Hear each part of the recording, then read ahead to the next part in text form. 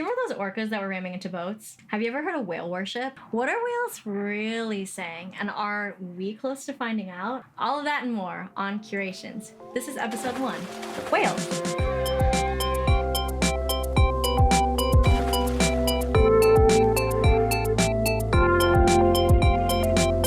Hello, and welcome to the inaugural episode on my channel. My name is Jushi. I am your curator and your host today. This series is called Curations because I have scoured the internet and beyond for facts, stories, and articles all about whales, and I've curated some of my favorites here for you. So if you're interested in learning more about whales, this is the video for you.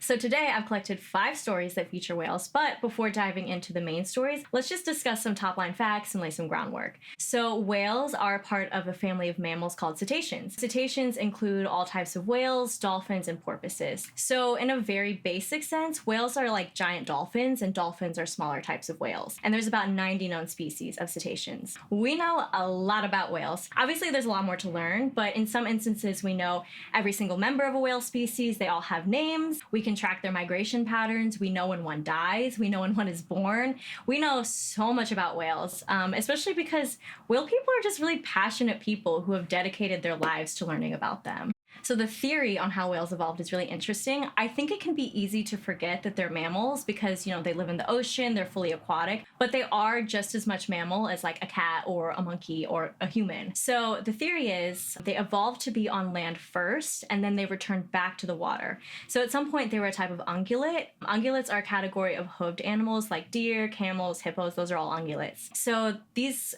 whale ancestors would hang out around the water, and they would kind of graze along the shore for food. And they also used the sea as a cover to hide from predators. So they saw a predator, they would go under the water and hide. And so as they spent more time in the water, they were able to, hold their breath longer, they could dive deeper, they could swim further, all of the things that allowed them to become what we know as whales, and the whole wide range of them, from orca whales to humpback whales to bottlenose dolphins. So that's the theory on how they evolved. And I know people talk about it, but they are highly intelligent. They're so smart. And I think it's really important to know that about them. For this video, I used a lot of information found in this book. It's called Beyond Words: What Animals Think and Feel. It's a beautiful book. And if you're interested in, animal cognition and animal emotion, you should definitely read this. It doesn't go over just whales, but also talks about elephants and wolves and a range of other animals. So there's a quote in this book that I really like that speaks to whale intelligence. So the author uses the umbrella term dolphin, but he's talking about all whales. And so he says, partway into considering examples of dolphin cognition, I realized that dolphins are as cognizant as anyone. There's so many examples of them acting aware and clever, because they are aware and clever, that one might as well try to compile examples of humans acting aware and clever. That's just who we are, and it's who dolphins are too.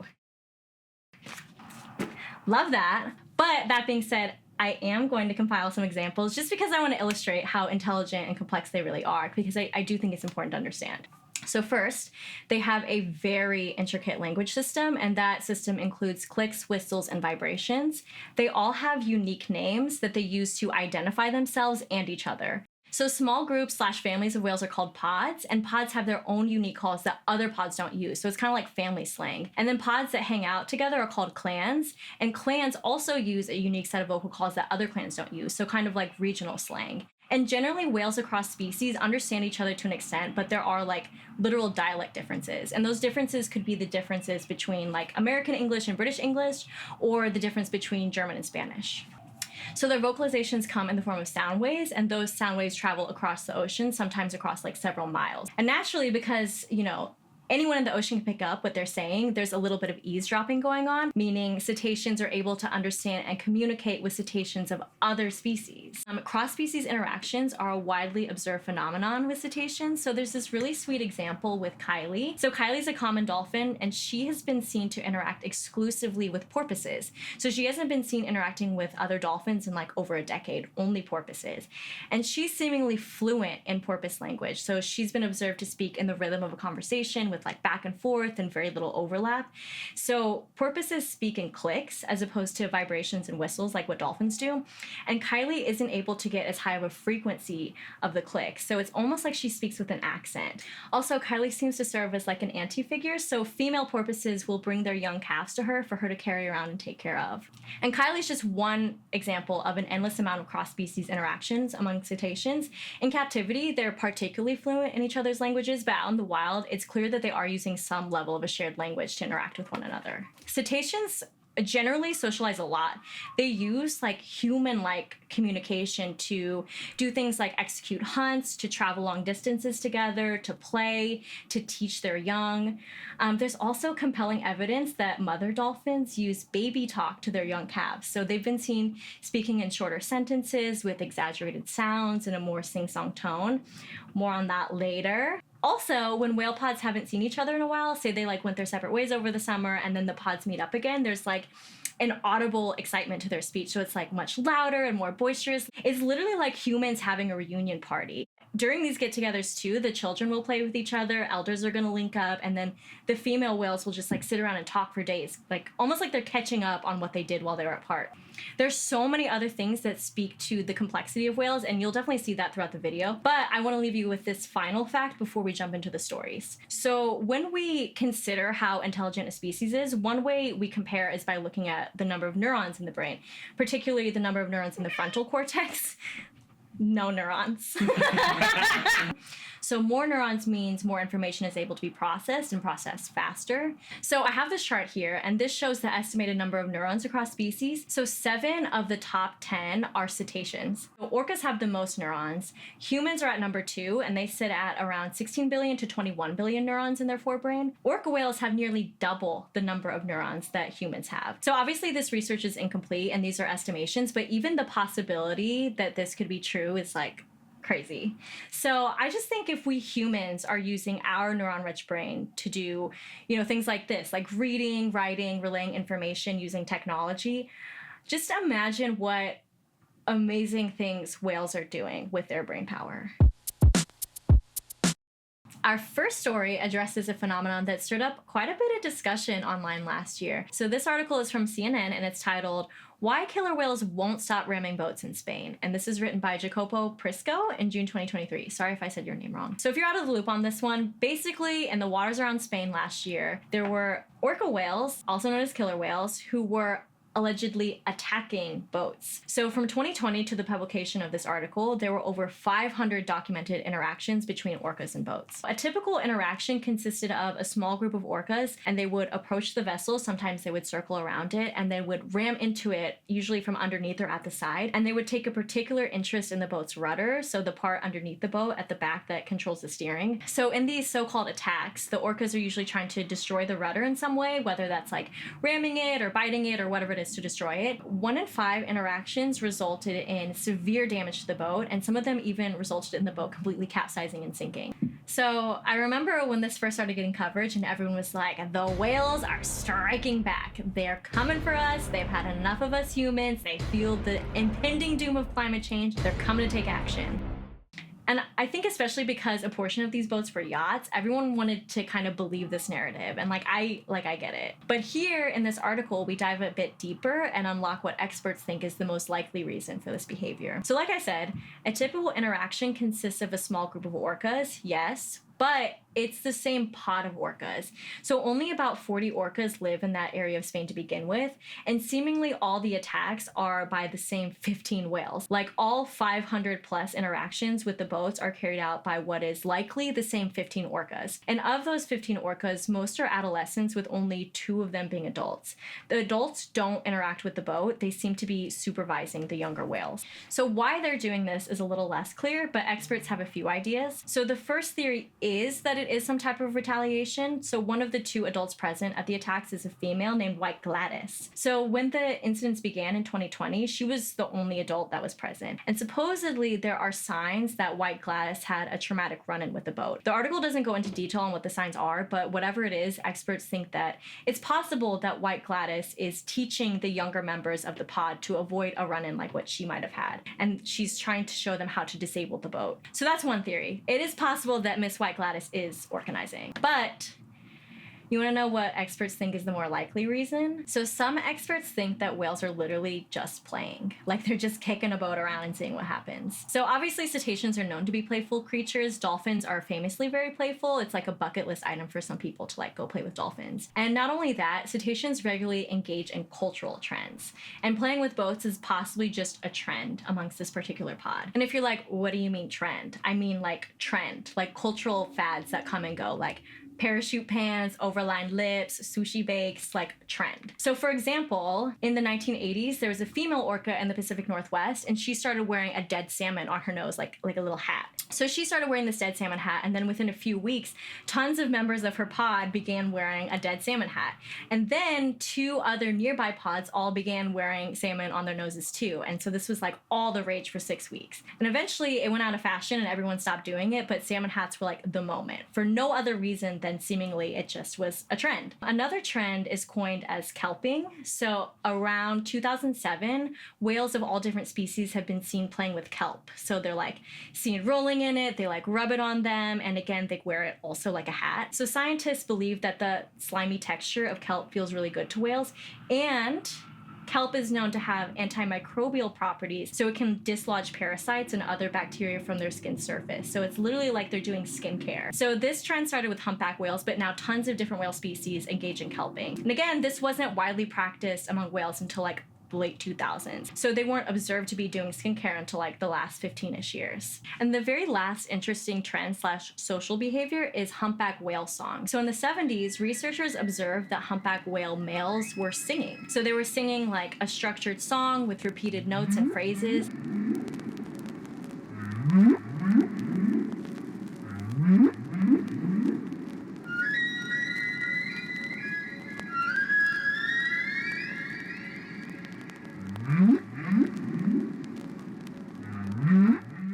Males of a particular area will sing that song together, usually for a season, and over time the song changes. So they'll cut lines, they'll switch themes, they'll drop new vibrations, and this is like a continual work in progress. So usually whales in the same community influence how the song goes, but also researchers believe that whales make updates based on outside influences from other whale communities. So for example, there was a clan of whales outside Ecuador, and then another clan by a French Polynesian island.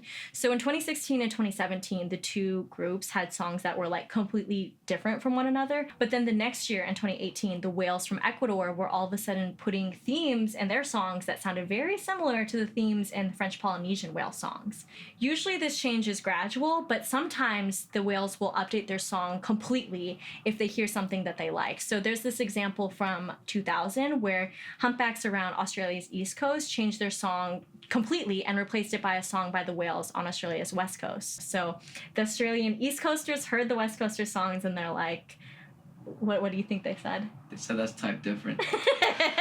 So whales have tons and tons of trends, more than we know, and experts believe that this boat ramming thing is just another trend. However, the trend may be spreading from just the one pod. So there was one report of a boat ramming that kind of like leapfrogged over to Scotland from Spain. So an orca there attacked a yacht. So it's possible that some other whales caught wind of what was happening and one of them decided to give it a whirl. But the bottom line is that it's extremely unlikely that the orcas are out to make humans pay for our crimes against nature, even though they probably should. In fact, orcas in the wild have a perfect record of not killing humans. Like, as far as we know, no orca has ever killed a human. Only orcas in captivity have killed their human captors. So as much as I hate to disappoint, this is just what the experts are saying. It's probably not what the internet wishes it was, but something as simple as like whale pickleball or like a TikTok dance. But if you ask me, it's very likely they do know about climate change. Some whales live to be over 200 years old, so they know things are different now, and we know they're very smart. So you never know. Maybe there is some truth to the rumors. Our next story comes to us from Hakai magazine. It's called Whales in the Temple, and it's written by Anne Pinto Rodriguez. So this story, we're not just looking at the whales, but also how one part of the world interacts with them. This story is set in Vietnam, We all know Vietnam. It's a very beautiful country, and even though it is a homogenous country, it's actually pretty diverse. Even the language varies really significantly across regions. It's also quite religiously diverse. It's known for its temples that are dedicated to a range of religions from Buddhism to Taoism. Even Catholicism is very popular there. So on the western coast of Vietnam, there are a few fairly well-known cities, including Da Nang and Hoi An. Most people know these cities for their beachfronts and their resorts, and Hoi An specifically is famous for its lanterns. But what's not well known in these cities and in Vietnam in general are the whale temples. So there is a small yet not insignificant population of Vietnamese people who worship whales. So many of these people are fishermen, and they see whales as like gods of the sea. So they'll often pray to the whale spirit, they'll ask for protection on their fishing trips, they'll ask to be blessed with a bountiful catch. They even light candles and bring offerings like food and money to the temple, similar to what they would offer to gods in other religious temples. It's unclear where the true origins of whale worship began. Some think it dates back to as early as the 14th century, but for the most part, it seems like it was popularized in the 1800s. So the story goes that there was this warlord who was out at battle on the seas, and he was about to be captured by his enemies. And so, he sat and he prayed to the gods for a way to escape. And then right at that moment, 2 whales rode up from the sea and then took him and his fleet of ships to safety. So basically, this warlord was about to die, he prayed for an escape, and then came the whales. So then a few years later, this same warlord became the emperor of Vietnam. And as a way to thank the whales that saved him, he declared that whales in Vietnamese waters must be worshipped as gods. As sensational as this sounds, I do kind of believe this story is true. Like, there are so many instances of cetaceans rescuing humans, and they're all very similar. So there are some examples of, people out on the sea on a boat, and maybe there's like a storm, or maybe there's too much fog, but somehow they found themselves lost at sea, and cetaceans, either like a whale or a dolphin, will come out of the water and then lead them back to land. There was one story of a group of dolphins who had like surrounded this group of sardines, and they were eating dinner, and then all of a sudden one of the dolphins left their food behind, and then quickly all the others followed them. So researchers were like, what's going on? So they followed the dolphins, and they found that they had surrounded a human body that was floating in the water. So it was a woman who tried to end her life, and she was found just in time to be saved. So the dolphins literally left their dinner to lead researchers to help a human. There's also examples of cetaceans bringing pets who have wandered into the water back to their owners.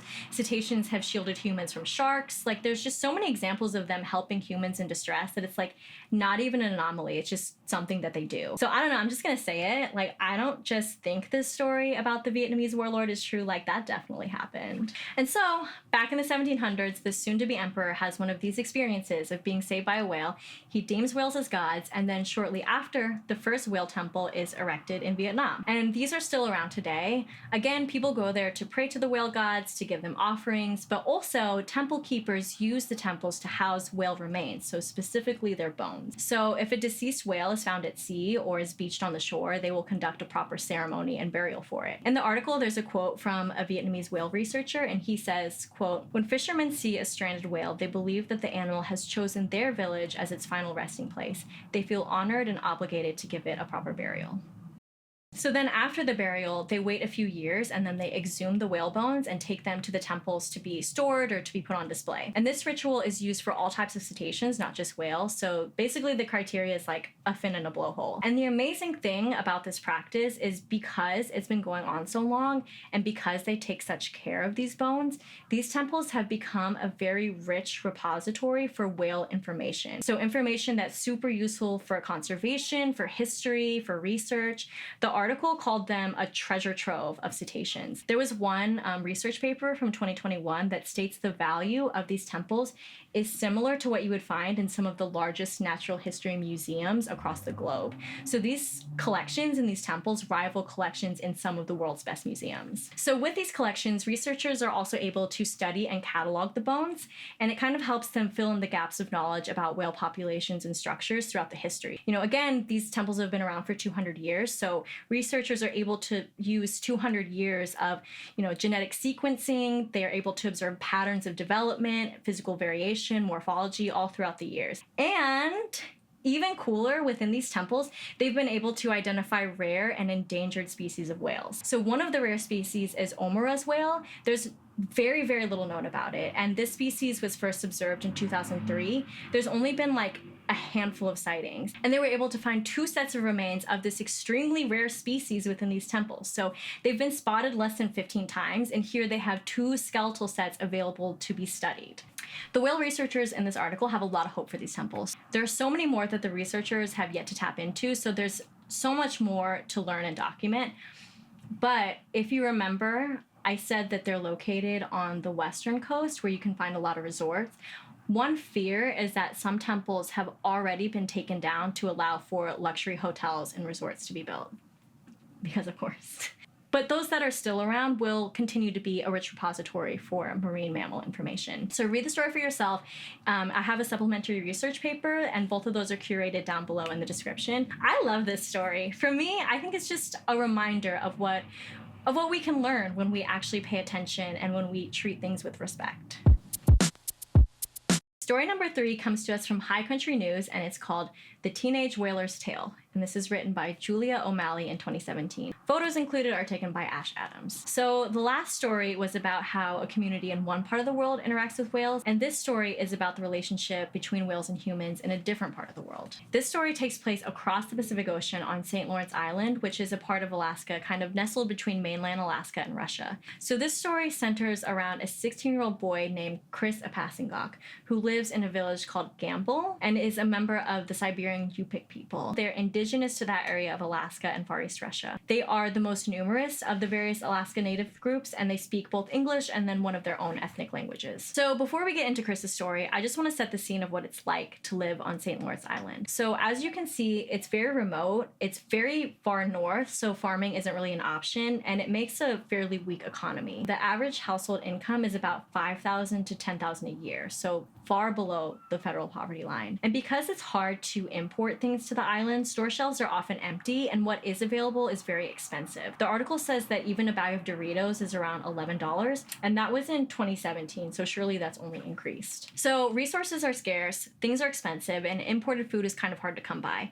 And so the people in that area engage in a long honored tradition of subsistence hunting, meaning they hunt animals for food.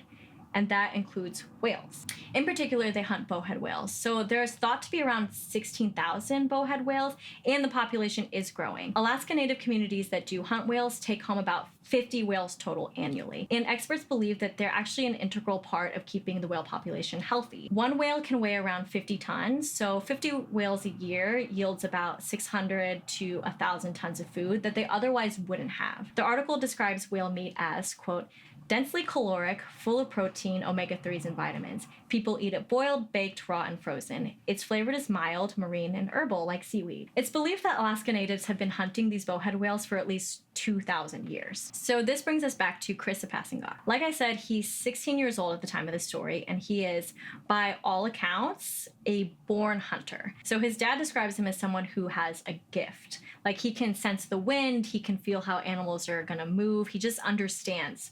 And he apparently could shoot a rifle by 5 years old. He's been training to strike whales since he was 11. And one day in 2017, he is successful. So he's with a group of hunters, he takes his harpoon, he aims, he fires, and he's able to take down the whale.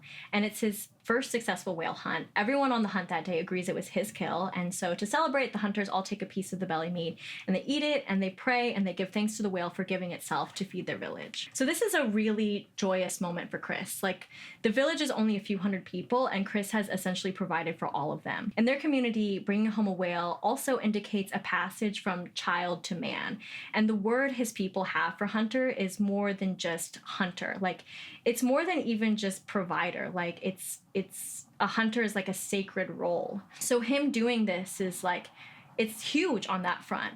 But also on top of that, Chris is the youngest person in their community that has ever harvested a whale. So he has his first kill. He's the youngest person to ever do it. He's made history. He's providing for his people, and he's also entered into manhood. So in every sense, this should have been one of the best days of Chris's life. So everyone is really happy. Everyone's really proud. Bellies are full. And his mom decides to post it on Facebook. The story goes viral locally, and then it gets picked up by a radio station, and then it's picked up again by Alaska Dispatch News, which is Alaska's largest newspaper. So they published this beautiful story about tradition and coming of age and community pride, and then enters Paul Watson. Paul Watson is a Canadian-American environmental and animal rights activist. He is the founder of the Sea Shepherd Conservation Society, which is a group dedicated specifically to marine conservation and anti-poaching efforts. You see where this is going. So he's actually an early member of Greenpeace, which is an environmental nonprofit that's still around today. Think PETA, but for the environment. So Paul considers himself to actually be a founding member of Greenpeace, even though Greenpeace disputes this claim. He was actually expelled because they allegedly couldn't agree on what it means to practice nonviolence. So he has a whole Wikipedia page if you want to learn more about him. He also has a show on Animal Planet called Whale Wars. His efforts in animal rights activism is very exhaustive, and the largest section on his page is about his charges and prosecutions. Mr. Paul Watson catches wind of Chris's story, and of course, naturally has something to say. So Paul takes to his own Facebook, which, mind you, he's a public figure, he does have a following. So he takes to Facebook and he posts this. Quote, WTF, you 16-year-old murdering little bastard. Some 16-year-old kid is a friggin' hero for snuffing out the life of this unique, self-aware, intelligent, social, sentient being. But hey, it's okay because murdering whales is part of his culture, part of his tradition. I don't give a damn for the bullshit politically correct attitude that certain groups of people have a right to murder a whale. End quote. So Paul posts that, and then what follows is an onslaught of online hatred towards Chris, this 16-year-old kid. Chris's sister, Danielle, said that she tried to keep count and she stopped at 400 messages. And they were coming from people all across the US, even into Europe, and they were saying things like, I hope you choke on blubber, you deserve to die. One said that they hope his whole community dies. One of them said, harpoon your mom. So just very, very cruel. Obviously, this is, upsetting for Chris and for his entire community. So defenders started to rally around both Chris and subsistence hunting communities. So there was a follow-up article about the incident that Anchorage Daily News published that covered Paul Watson's response and the online hate Chris was facing. So this article featured a lot of voices of support for Chris.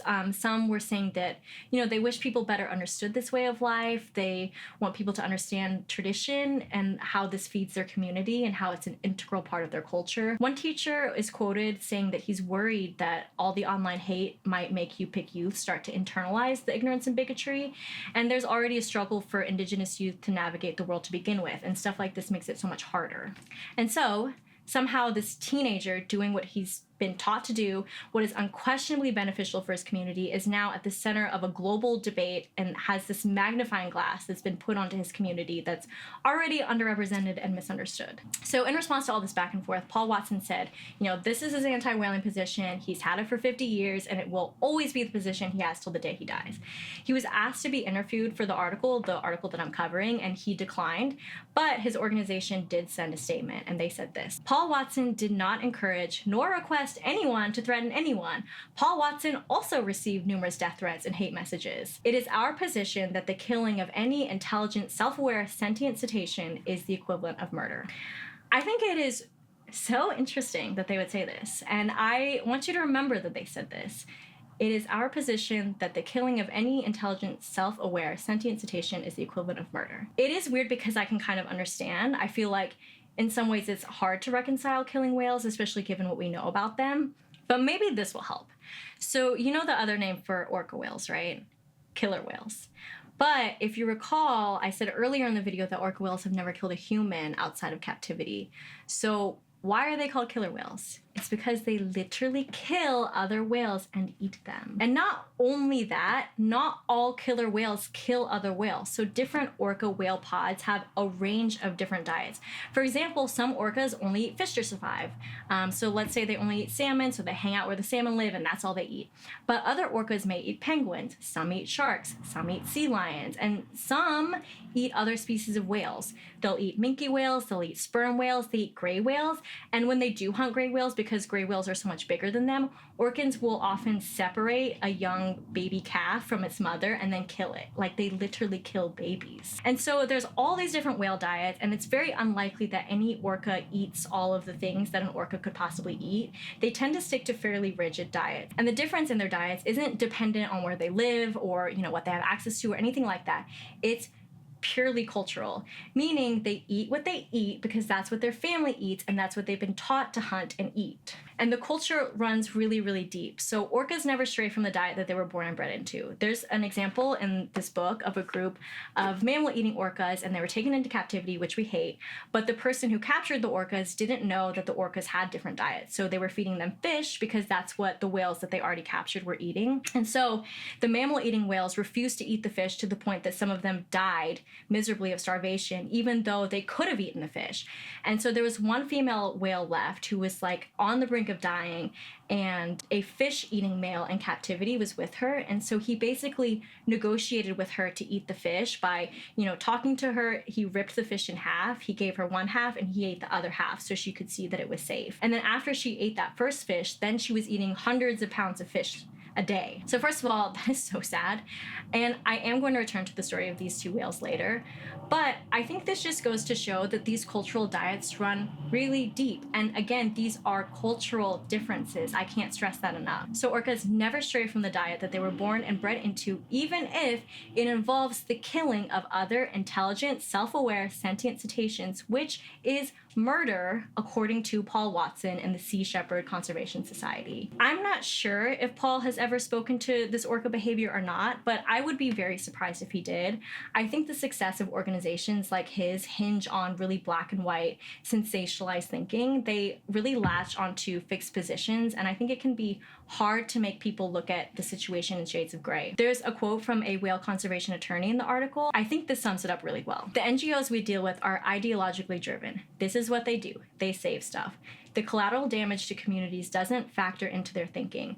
To get them to understand there are people on this planet who remain embedded in the natural world culturally and by physical and economic necessity is extremely difficult. And I think it takes active effort to really put yourself in the shoes of someone like Chris. Like, I'm someone who can find food within minutes. Like, I can literally get a full meal from Uber Eats without leaving my couch. So I don't have to source my food in a way that's so raw. One thing I do have to mention, or else people are going to call me out on it, is that the whale Chris killed was 200 years old. It was a 200-year-old female. And my first human instinct is like, that's sacred. But I think thinking more critically, it's like 200 years is a really long, beautiful life. It was, in a sense, sacrificed to sustain hundreds of other lives. And there was never a moment that its life was taken for granted. The first thing they did was pray to thank the whale for providing for them. Also, I think we have to look at the whales themselves because, this whole debate is about them, right? So whales seem to understand that food and diets are cultural. Maybe they don't like it. Maybe they don't trust it. But at least it seems like there's tolerance and understanding that this is about survival and that it's a part of life. Like, they're probably not sending out, hate sonar waves trying to make the whole ocean shame them. And if whales can understand that food and diet is a means of survival, I'm sure we humans can find it in ourselves to do the same thing, right? So all of this happened in 2017. We're now in 2024, so 7 years later. Chris is in his 20s, and it seems like this whole thing has motivated him to educate others on his Alaskan native lifestyle. So his story is going to be the feature of an upcoming documentary called One with the Whale. It's about subsistence hunting, climate change, family tradition, keyboard activism, and it's about whales. It's set to air on April 23rd, 2023 on PBS, so set your DVRs. Until then, I urge you to read the article for yourself. It's curated down below in the description. It is very beautifully written, has lots of details that I didn't include, and I think it's definitely a story worth being told. Our next story was written by Sarah Schweitzer for the Boston Globe. The story is called Chasing Bayla. This was a finalist for the Pulitzer Prize for feature writing in 2015, and I think it's totally well-deserved. I really, really recommend reading this, especially if you love reading a good narrative. So this story has two main characters. So one is a man named Michael Moore. not that Michael Moore, and the other is a whale named Bayla. So first, let's look at Miss Bayla. So she is an adolescent North Atlantic right whale. The crux of the story takes place in 2011, and she was born in 2009, so this makes her about 2 years old. Bayla has a very distinctive pattern. So where most right whales have white on their chin, her chin was like a onyx black. So she's very easy to identify. One of my favorite little facts in this story is that one summer she was seen without her mom, despite her being so young, and researchers believe that Bayla had gone to visit her grandma off the coast of Ireland for the summer. So just another example of whales being just like us. It's not confirmed that this happened, but it's very sweet if it's true. So like I said, Bayla is a North Atlantic right whale, and they are one of the most endangered species of large whales on the planet. So there's an estimated population size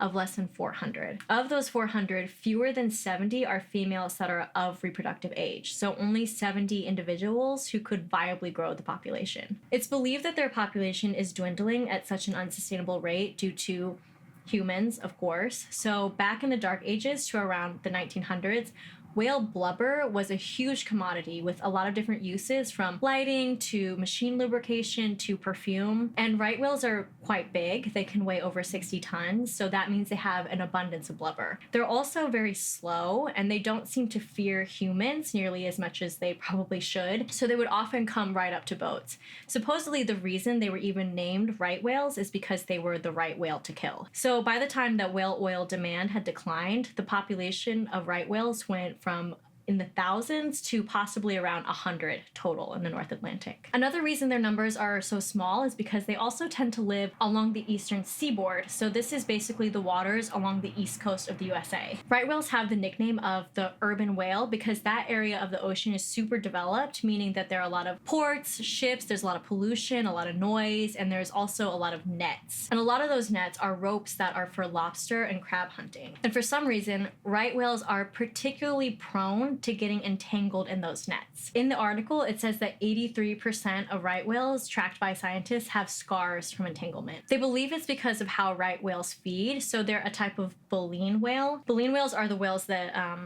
you probably know them. They feed on krill, so they have those like hair-like teeth, and so they live in these really cluttered undersea environments, and then they feed with an open mouth. So that lends to them getting rope caught in their mouth. And usually once they're caught, they kind of panic and they spin and they freak out because they're trying to get free, but inevitably it only tangles them more in the rope. And because they're really big and they're really strong, they are able to get away, but a lot of the times the nets are attached to them. So the ropes themselves are made from synthetic material, which makes them really strong and really durable. And so when they're on the whale, they stay on the whale and they tend to cause lacerations on the blubber. And these ropes can be more than 10 times the length of a whale. So basically, it's as if the whales are moving around with the parachute on them that cuts their blubber like cheese wire. The whales can carry them on their body for months up to years, and it weighs them down and it causes them lacerations. And when it gets caught in their mouth, it makes it harder for them to eat. So eventually they die of starvation. It's a truly horrific problem that could possibly lead to their extinction. Scientists recorded an average of 4 entanglement deaths a year since 2008, but it is likely more. And unfortunately, Bayla was one of the whales caught in these nets.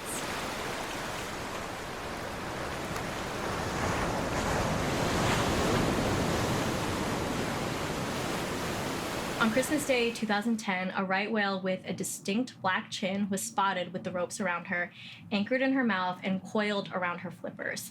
And she was also looking very emaciated. So this brings us to our second character in the story, Dr. Michael Moore. Dr. Moore is a marine biologist originally from the UK. He's now located in Massachusetts. He has a veterinary degree and a PhD from MIT in biological oceanography. He has completely dedicated his life to whale research and protection. He has a particular love and devotion for North Atlantic right whales like Bayla. So his life mission is to both understand why their population hasn't bounced back from the overwhaling for blubber, and he also wants to figure out how to restabilize their population. One whale can make the difference in terms of the species, so we're really trying to save the species still. Every animal that you can save, especially females, has a major contribution to the balanced book, the budget, if you like, for right whale survival. Every animal is worth the species, is the way I look at it. His love for whales began in 1979 when he was a veterinary student. He jumped into a summer research program on humpback whales, and he completely fell in love with them. And during that time, he saw a humpback whale caught in a cod net, kind of spinning and thrashing in panic, while a bunch of other humpbacks were circling around it helplessly. And immediately, Dr. Moore was like, I'm gonna go in, I'm gonna cut the net. And he was about to dive in when apparently the other humpback whales helped him break free. But that experience of seeing the whale being stuck in a net stayed with him for a really long time. So after the summer program in the 70s, he begins working in research and veterinary science in New England. And at some point, he kind of becomes like the whale coroner of New England. So when a whale washed up on the shore, he was the one who looked at the body and determined the cause of death. And he quickly saw a pattern between these fishing ropes and right whale fatalities. And it brought back that image of the humpback whale just thrashing and panicking in the net all those years before. So then, flash forward to 1999, he gets a call from a team in Maine. They found a 10-year-old right whale female that had been entangled and badly cut. And so they were really worried about an infection, and they called Dr. Moore because he's a vet, he deals with whales, and they wanted him to possibly deliver antibiotics to the whale to help her fight the infection. So Dr. Moore goes to Maine, he goes with the antibiotics in tow, but when he and the team tried to carry out this plan, the whale is thrashing and it's bleeding and it's vomiting, and it's just impossible to get close enough to her to cut the ropes or to administer the antibiotics. So the whale is found dead a month later. The report was bad. The net had cut a 4.6-foot wide laceration across her back, and it was so deep it exposed both her shoulder blades. Each flipper was cut down to the bone, and x-rays determined that the ropes had actually deformed her bones and made it harder for her to swim. And the rope was likely on her for at least a few months, if not years. So just like torture. So Dr. Moore was once again haunted by the experience of seeing her suffer like that, and especially knowing that she died in such pain, he was determined to address the rope situation to find a way to prevent this kind of agony. So, he thinks to himself, what can I do? Let's run some tests, let's hypothesize, let's see what can work. So first he's like, okay, well maybe let's try a thinner rope, but that proved to be even worse because it could cut quicker. Then he tried designing this harness thing that didn't really work, and then he went back to the idea of antibiotics, but that also had its flaws. And, at the same time, the problem is that these nets are used for lobster and crab hunting, and this is New England, and those industries rule the Northeast. There's a lot of money involved. So while Dr. Moore is doing all this thinking and testing, the ropes are only getting stronger because they're being engineered to be more durable and thus more effective for fishing. So while Dr. Moore is desperately trying to find a solution, right whale deaths are actually increasing. So Dr. Moore felt like he was just exhausting all of his options until one day he has an idea. So he calls up this guy named Trevor Austin. Trevor Austin is an engineer in New Zealand whose company specializes in making equipment for sedating animals. So Dr. Moore's idea was that if we could sedate the whales, then maybe we could get close enough to them to cut the ropes off. So basically they needed some sort of rifle that could shoot out enough sedative, enough for a whale, have that fly across the ocean, and with enough force to actually puncture the whale blubber and effectively reach their system. And so Dr. Moore tells this to Trevor Austin. He's like, let's try it. Dr. Moore sends him a $25,000 grant, and Trevor Austin gets to work on the prototype. He works on it for about a year. They do some test runs. Finally, they're at a place where they feel good about it. Now, back to Bayla, our right whale. So baby Bayla was spotted with the nets on her on Christmas Day in 2011. In early January 2012, Dr. Moore gets an email asking if he's able to use this new device to sedate her. He said, yes, I'm on the way. So here we are at this moment. There's a whole fleet of biologists on the boat waiting to carry out this operation. There's a team overhead on a plane looking down and surveying the water. They radio down to tell them that they see Bayla surfacing. So the team readies the dart. They see her come out of the water with the ropes in her mouth. And then Dr. Moore orders them to shoot. So they shoot out the dart full of sedatives. They wait.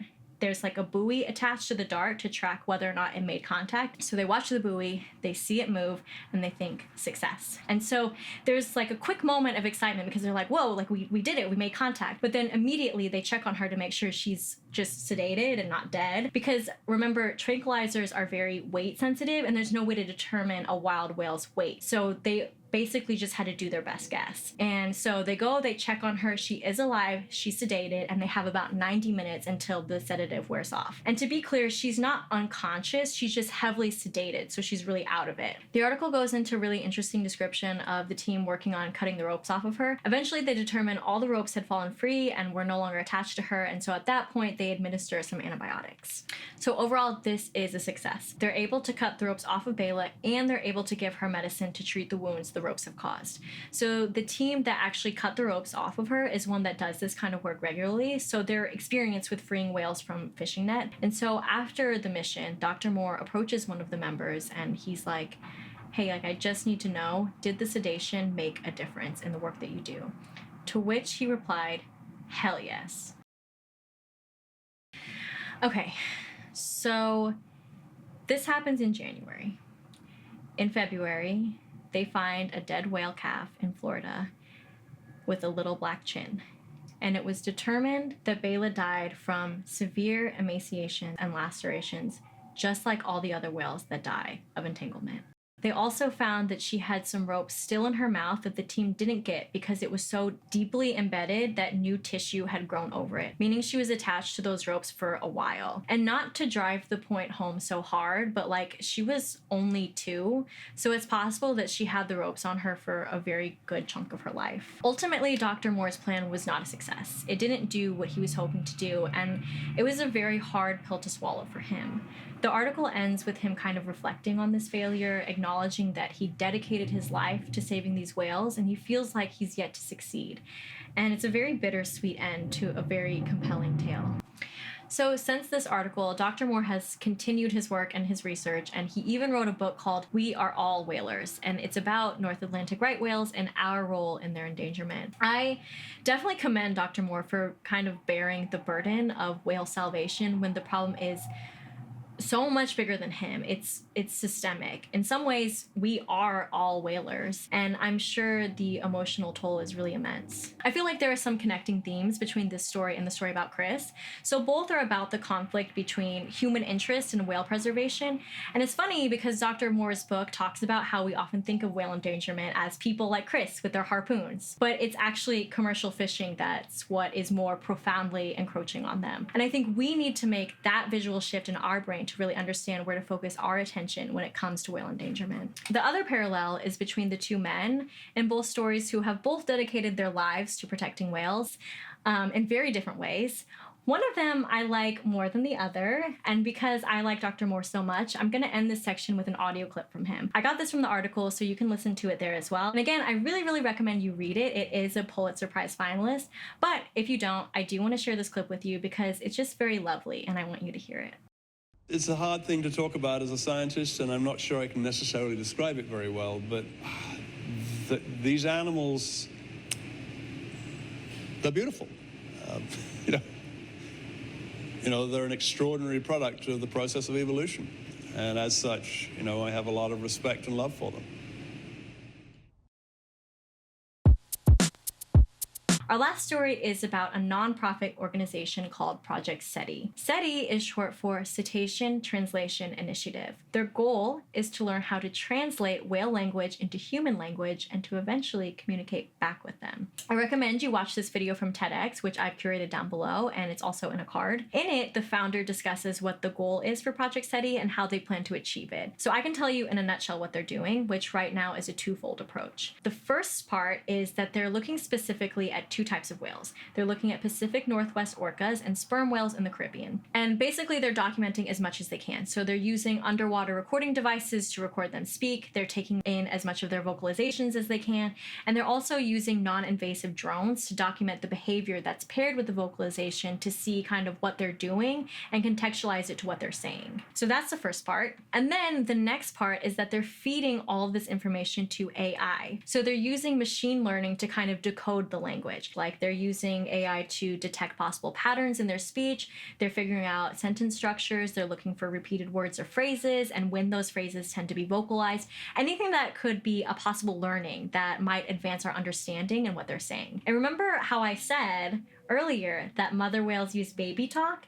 So they're focusing on the language between mother whales and their calves because that's basically ground zero with the language. And the machine would be able to learn the language along with the whale. Obviously, this is easier said than done. It's not as simple as like recording them and being like, hey, ChatGPT, what they say. They're planning to record hundreds of millions of examples of these vocalizations and pair them with detailed annotations. They also have to train the machine to distinguish between the whales they're observing and other cetaceans who are also vocalizing because, as we know, their calls can travel several miles. So obviously this is no small feat, and they expect it's going to take several years before they make any real progress. So we know that whales have this incredibly complex language. We know that they have complex societies and they have complex cultures. And to be able to really know it and to hear it from them would be like such a profound feat in life and existence. It would be, I think, the best way to achieve real conservation because, the Save the Whales movement, that began when we observed that whales sing. And even that was enough for people to take a more vested interest in them. So imagine knowing what they think and what they feel. Like we could see all of their different personalities too. Imagine learning which whale's the funny whale, which whale's the shy whale, like which one's the smart whale. We could learn whale humor. Like imagine a whale roasting us. Like I know I'm getting ahead of myself, but like we don't know. We have no idea what this could unlock. And I think that's really exciting to think about. One documentary I think that's worth a watch is called The Whale. Not that one, but a 2011 documentary about a young orca named Luna. So basically Luna gets separated from his pod and he uses humans as a substitute for his family. But the film goes into a debate on what's actually best for Luna. So some say we need to give him the love and attention he craves. Others feel like intervening is actually worse for him. And it's a hard one to answer. But if Project CETI is successful, then situations like this won't be dealt with through guesswork anymore. We won't have to guess why whales are ramming boats. We won't have to have some random guy in New England fighting to get ropes off of them. We won't have to project our human thoughts and emotions onto them. We can hear from them how they think and what they feel. So take a look at the Project CETI website. There's an option to donate. It also has some links to some write-ups from sources like The Atlantic and The New Yorker, so definitely read those too if you want to learn more. And again, do check out the TED video in which the founder speaks on the project. All of that's curated down below. So that's all the stories I have for you today. I really hope you enjoyed. Please do read the articles. I'm just a curator. I'm not a journalist. I'm not a professional writer. So the original authors have told the stories so much better than I could. And I think whales are endlessly fascinating. And there's so many things that I couldn't fit into this video. So definitely check those out if you want more details. One more thing before I go. So we've made it to the end of the video and I'm mounted on my high horse. And one thing that is very obvious from everything that I learned is that we have no business keeping whales in captivity, especially orca whales. None. So remember I told that story about the mammal-eating orca who was starving until a fish-eating orca tore a salmon in half to try to get her to eat? Those whales had a really traumatic experience in captivity. Imagine watching your friends literally starve to death, being on the brink of starvation yourself, and having to trust this other random captive that you don't know. Anyway, these two whales were set to be transported to another facility, but in the middle of the night, some angel freed them from captivity and released them back into the ocean. And those two whales were spotted together years later, and they actually had a family together. And they wanted nothing to do with humans. And these two are probably one of the better outcomes of captive orcas that I read about. A lot of the other stories are about mothers losing their babies and grieving endlessly, like ramming themselves into walls. One story had 3 captive orcas. 2 of them were from the same pod. 1 was from a different pod. So they showed a video to the orca that was from the pod by herself. And that video was of her family, her pod out in the ocean. The 2 orcas that weren't part of that pod didn't seem to care about the video, but the orca whose pod was on that video apparently started sobbing, like thrashing, screaming, sobbing. So they are very well aware of their situation. They have been kidnapped and they know it. There is a reason that the only time an orca has killed a human is in captivity. I say this because I don't want you to watch this video and then feel compelled to go to SeaWorld to see them. No. And I now dismount from my high horse. Let me bring the vibe back up by saying thank you for watching. I always love learning more about the different lives that we share our planet with. And if you have a story or a fact or something that you want to share about whales, please definitely do down below. I really do love learning more and trading stories like this. I hope you learned something here today. And if you didn't learn anything and you already knew all of this, then Good for you. I'm impressed. I have so many more curations planned about a variety of different topics, so definitely stay tuned. My next video is going to be about fire, so subscribe if you like this one and you want to see more. And thank you again for watching. I love that you stayed until the end. Take care, and I'll see you in the next one.